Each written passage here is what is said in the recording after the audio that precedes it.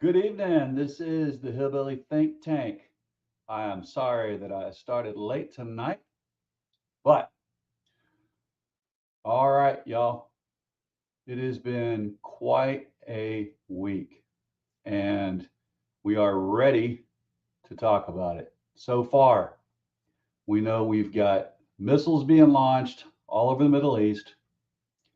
We know that we have folks on both sides of this game trying to sell their people a different view of what is going on.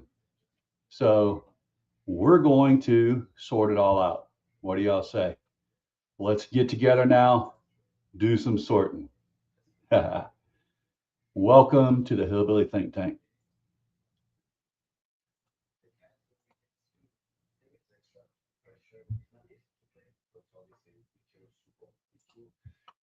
And again, in this episode,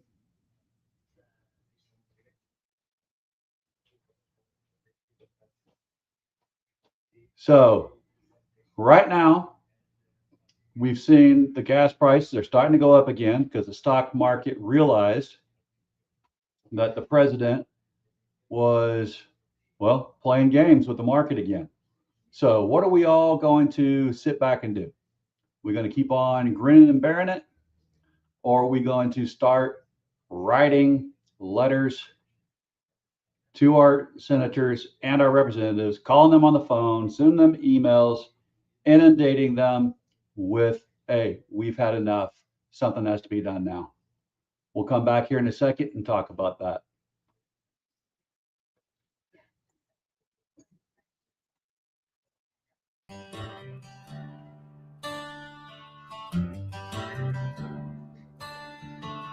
Standing for life, liberty, and the pursuit of happiness.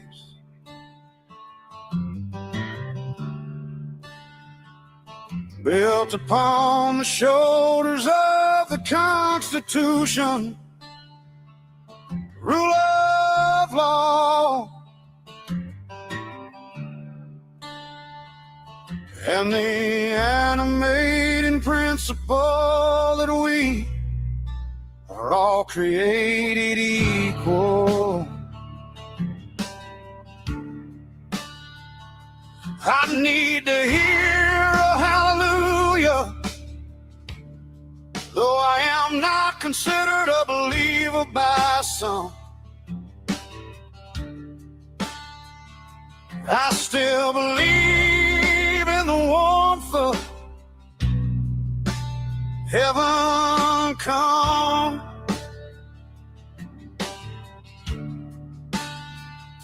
I need the rapture I feel when my feet touch the green, green grass of home.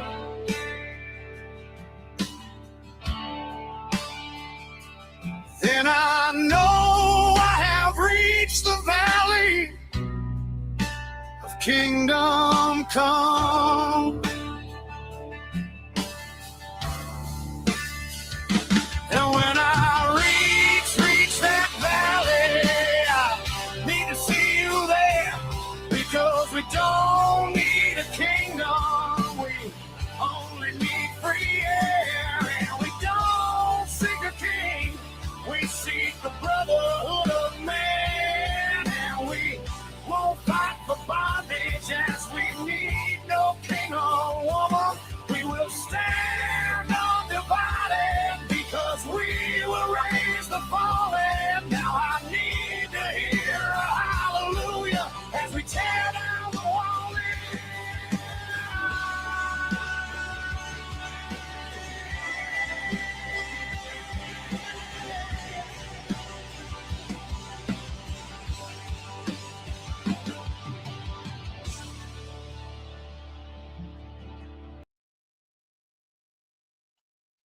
Well, y'all, it's the oldest story in the book. A government wants a war, so it tells the people there's a threat, an imminent one. They are about to hit us, so we have no choice. We have to strike first. If that rings a bell, it should. A lot of you remember Iraq. Weapons of mass destruction, a whole war, thousands of American lives built on a threat that turned out to not be there. So here's what Reuters and CNN reported about this war, the one with Iran. On a Saturday, senior administration officials went on the air and told the American people that we hit Iran because Iran was about to attack our troops. A mass casualty strike, they said. The very next day, the Pentagon's own people sat down behind closed doors with Congress, bipartisan staff, both parties, more than 90 minutes, and acknowledged that there was no intelligence Iran was planning to strike our forces first. None, unless Israel attacked Iran first. Two stories, one told to you, a different one told to Congress. And in between them is a war. So today, as a combat veteran, I'm not going to talk about the latest strike. I'm going to ask the older, harder question. How did we get into this thing? And were we told the truth? Well, let's go. We know the truth. And the truth will set us free. So, I am the Hillbilly Think Tank. Welcome to the Hillbilly Think Tank with me, Spencer Keck.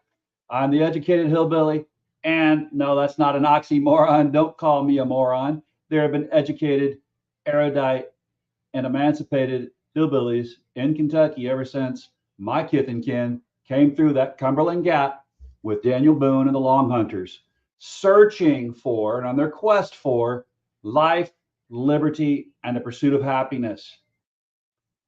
As you know, not long after that, there was a revolution, and that revolution established government of the people, by the people, and for the people. And here in Kentucky, we were fighting for it. So I'm Spencer Keck, retired Navy doc, combat veteran, and candidate for magistrate on the Hardin County Fiscal Court, District 3. I'm also currently a public school teacher. And of everything I've covered on this show, this might be the one that matters the most to us. And let's think about it. What is the contradiction? Let's lay it out clean. Let me give you the two stories side by side, and I'll tell you exactly who reported each one so you can check me. Story number one, the one told to you. In interviews, senior administrative officials said the president struck Iran because there were indicators Iran might hit American forces in the region, maybe preemptively, that he wasn't going to sit back and let our troops absorb attacks. An imminent threat, a mass casualty threat. That was the public case for war.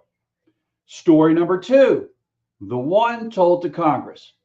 According to Reuters and confirmed by CNN and others, when Pentagon officials briefed congressional staff from both parties, the very next day, they acknowledged there was no intelligence that Iran planned to attack the United States forces first. What they pointed to instead was Iran's ballistic missile program and its proxies, a threat that, as the reporters noted, has existed for years. Not imminent, not new. And that claim the president made that Iran was about to get a missile that could hit the United States, Reuters reported flatly that it was not backed by U.S. intelligence and appeared to be exaggerated. This isn't me guessing. The vice chairman of the Senate Intelligence Committee, Mark Warner, said he had seen no intelligence that Iran was on the verge of any preemptive strike on the United States. His words for it, a war of choice. Another senator said it looked like the president decided what he wanted to do and then sent his administration out to find an argument to justify it. And when the White House was asked about its own briefers undercutting the story, it didn't deny the substance. It just said, well, we briefed them for 90 minutes. That's not a denial, friends. That's a dodge. Why? This is the most serious charge there is. Now, I want to slow all the way down here because I don't say this lightly, and I'm a veteran saying it. So, this is the most serious accusation you can level at a government, that it may have taken this nation to war on a threat its own intelligence did not support. We have paid that bill before. We paid it in Iraq, where the weapons of mass destruction weren't there. And by the time the dust settled, thousands of Americans were dead and a region was on fire. The people who told us that war was necessary were wrong. And the people who paid for it were kids in uniform and their families. My family being one of them, as my family sent off 3 sons to war in the course of 20 years. So for me, this is sacred ground. When you send young men and women to kill and to die in your name, the least, the absolute least you owe them is the truth about why. That's not a political nicety. To a soldier, a sailor, Marine, it's everything. Already, 13 Americans have died in this war, 6 of them reservists, killed by a single drone in Kuwait. 13 families have answered the knock at the door. Every one of them deserves to know that the reason their child was over there was real. And right now, the public record raises a terrible question about whether it was. Now, again, this is vet to neighbor. Just, we have to understand that as a person who served, to suspect the reason might not have been true, this pains me dearly because I've already seen the suffering that this wreaks on families. Number one, my dad passed away from Agent Orange after he spent 18 months in the combat zone in Vietnam with the 1st Air Cavalry. He was one of those, we were soldiers once and young. If you read the book or if you saw the movies, We Were Soldiers with Mel Gibson, that was a true story. Gave my dad flashbacks when I took him to see it when I came back from Afghanistan. He left the theater for 20 minutes. It was so poignant to him. And Vietnam was started because of the Gulf of Tonkin incident, which turned out to be a bunch of fluff. That was a long war, but not as long as the one that we started with Iraq after the attack from Afghanistan to DC. Completely unrelated, and yet we were told, oh, they're related. That Iraq was friends with Afghanistan, which wasn't true. So look how long that war lasted. And we're still in Iraq. And it's getting hot again if you didn't know it. Because the Shias there, they're not happy. Remember, there's plenty of Shias in Iraq. They outnumber the Sunnis, who that's what the Ba'ath Party was in Iraq. And now with this current conflict, they're attacking our troops in Iraq. So this is a multi-faceted war with multiple arenas. If you get a chance, pick up this book, War Body. a Marine sniper's account of the hidden violence of modern warfare. And it's not just about things happening like happened to my brother, where he lost his leg and hand. That was violent. But there's also the violence of you're exposed to Agent Orange in Vietnam, all kinds of poisons in the soil of Iraq. There was lead, mercury, not to mention the depleted uranium rounds that we used on a frequent basis, that we used in the first Gulf War and in the one that has lasted over 20 years. So that poisons the folks that are over there in theater. They might not show their fact that they've been poisoned right away, but it comes back to haunt us when we start getting illnesses that we can't explain and that the government doesn't want to pay for once we're back home. So remember that. And let's see what the cost of war has bought us. Let's look at the exact price. So let's set the pretext aside for a second and just look at the bill, because it tells you something too.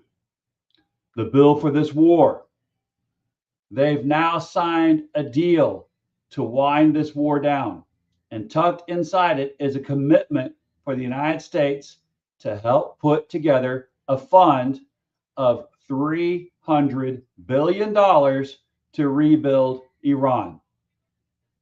Now, let me be scrupulously fair, because I'm not going to feed you a falsehood, even about people I'm criticizing. They say it's not our tax dollars. You know, the White House says it'll be funded by Gulf states and private investors, not the American taxpayer. Trump called the U.S. is paying Iran version fake news, and the vice president said not a cent of American money goes to Iran. Fine, I'll hold them to it, because let me think. We were told that there was a ballroom that was going to be built and that the president was going to pay for it. It was going to be $200 million. And then the next thing we know, no, he's not going to pay for it. Private donors are going to pay for it. Palantir, Amazon, Tim Cook, going down the line. The names finally came out of it because he can't keep a secret. And then it turns out, apparently, they didn't pay for it. Now they want us to pay, $1 billion for that ballroom, because the price kept going up. Now they want taxpayers to pay for it. GOP senators have asked for taxpayer money to go to a ballroom that was supposed to have been paid for by the president, then by his donors, and now we're getting stuck with the bill. And it's just a monstrous, ugly hole in the ground. So, am I really supposed to believe them when they say that this $300 billion is going to be paid for by the other states in the region that have a beef with Iran also, that they're just going to cough up this money out of the goodness of their heart? Oh, yeah, I'm going to hold them to it, because this smells to high heaven. So here's the part they can't wave away.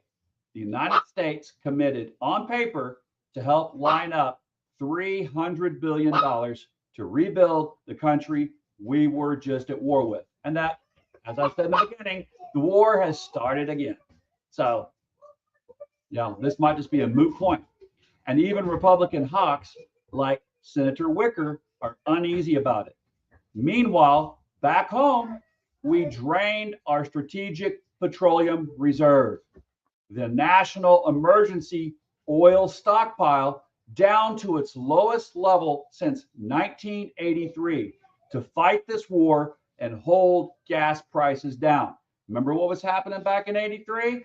I remember that gas shortage back then. Long lines, cars lining up for hours at a time to try to get a little gas. Yeah, it hasn't been this low since then. The Pentagon is back at the window asking for roughly 80 some billion dollars more than we already gave them in the budget this year. And working families can't afford insulin or groceries. So we can find the money and the energy and the manpower to fight a war and rebuild the enemy, but not to take care of our own country. What happened to this America First idea? And the cherry on top, this is the same crowd that once called the old Iran deal, which used Iran's own frozen money, a national disgrace. Now they're tied to a fund twice the size. Follow the money. It always tells on people. Also, the budget that China spends on its defense is $324 billion. So we're going to hand Iran, through our friends and neighbors over there, just as much money as China uses annually for its defense budget. So, all right, next segment. This is the line. Now, we've given them their fair say. Let me give the administration its due a little bit more, because I always do. Their case is real. Iran is a generally dangerous regime. It does have a ballistic missile program and proxy forces. It has attacked our allies and our shipping. A president sees classified intelligence the rest of us never will, and he carries a burden of judgment I would not wish on anyone. And on the money, they insist flatly that not one taxpayer dollar goes to Iran. Those are fair points, and Iran being dangerous is simply true. No doubt about it. Not going to argue that. But here's my honest answer. A missile program that's existed for years is not the same thing as an imminent preemptive attack that justifies starting a war this week. And that's not my distinction. That's the exact line the Pentagon drew for Congress. And trust me, he sees secret intelligence only works if you trust him with it. Administration that got caught telling Congress one thing and the public another has spent that trust down to nothing.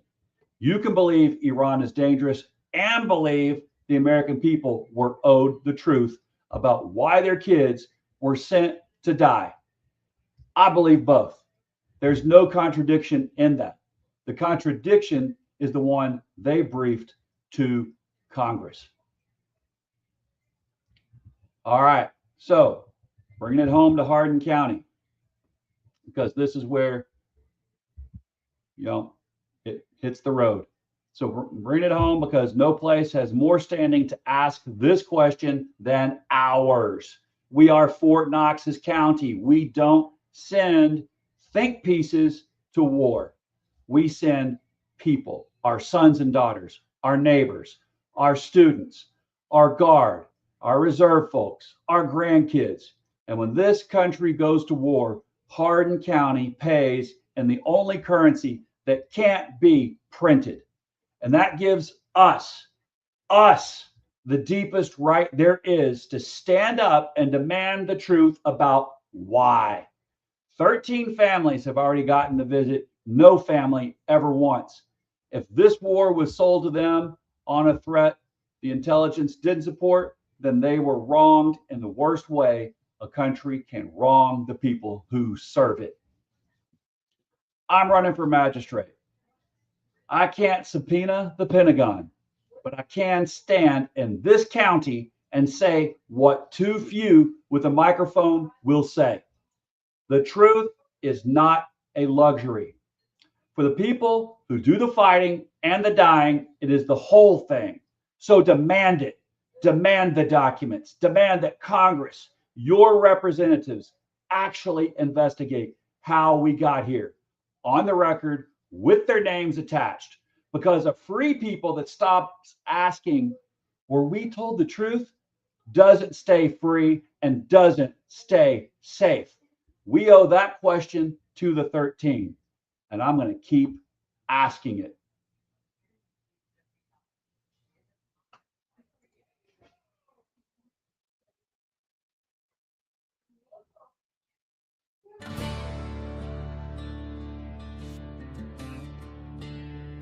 I'm Spencer Keck, the educated hillbilly, and this has been the Hillbilly Think Tank.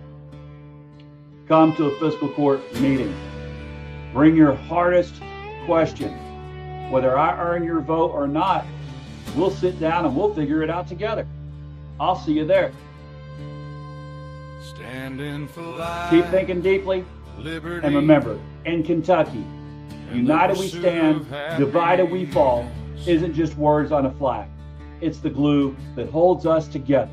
Because if we love our neighbors as ourselves and we recognize that we, yes, are our brother's keeper and our sister's keeper, then we cannot be divided and we will not fall. Remember, everyone deployed overseas, and bless your corazón, which is Spanish for heart.